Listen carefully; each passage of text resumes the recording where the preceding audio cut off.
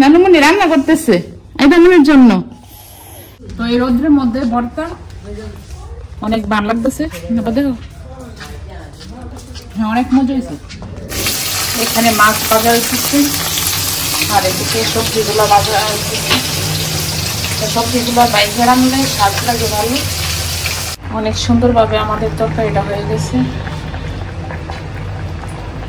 আজকের মতো আমার রান্না শেষ শর্টকাটের মধ্যে। তো আমি আজকে আইদামনিকে নিয়ে আমার বাবার বাড়িতে দেখেছি, ঘুমায় আছে আর আমি আব্বু আর আম্মু যাচ্ছি। আর এদিকে সব মাল গাড়ির ভিতরে ঢুকাই নিচ্ছে। আম্মু যাও, ভিতরে যাও। চলে আসলাম আর আমি আসার সময় রিজার্ভ সিএনজি লাগে, কারণ আইদামনির অনেক ব্যাগ হয়ে যায়। তো যখনই আসি তখনই, তো বেশি দিন থাকতে পারবো না, একদিন মতো থাকতে পারবো। আবার আইদামনির দাদু বাড়িতে চলে যাবো কিছুদিনের মধ্যে। আইদামনি ঘুমাইতেছে, আসার সময় ঘুমাইতেছে, এখনো ঘুমাইতেছে। আইদামনি একটু ফিরে ফিরে গেছে। আসলাম, এই যে নাবামনি আমার সাথে আছে। নাবামনি তো পাগল হয়ে রয়েছে যে কখন আসবো কখন আসবো। তো আমিও তো সময় করতে পারি না, আসতে পারি না। তো আজকে চলে আসলাম। এই যে রোদ্র লাগছে, উঠে গেছে ঘুম না। নানুমণি রান্না করতেছে আইদামনির জন্য। হ্যাঁ নানুমণি রান্না করতেছে। পাগল লেগেছে না, নাবার জন্য পাগল মাপি করলে গেছে গো। আর আইদামনি সুন্দর একটা ড্রেস পরেছে, কোন আপু দিছে জানি না। এখন এই ড্রেসটা পরছে আজকে। তো যে ব্লগটা দেখেন ওই বুঝবেন কে দিচ্ছেন।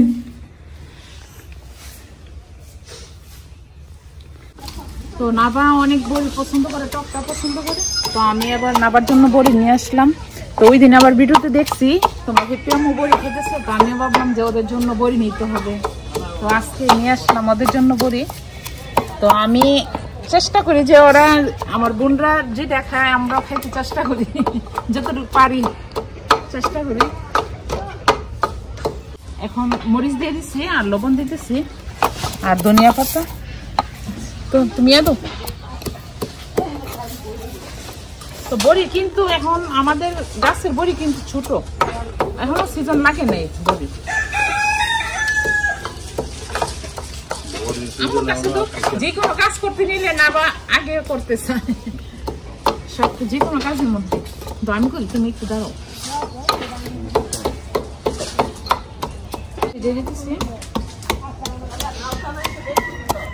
হ্যাঁ দেখছি।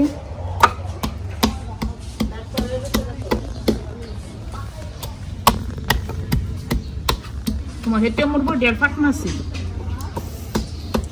তো এই রোদ্রের মধ্যে ভর্তা অনেক ভালো লাগতেছে, দেখো হ্যাঁ অনেক মজা হয়েছে।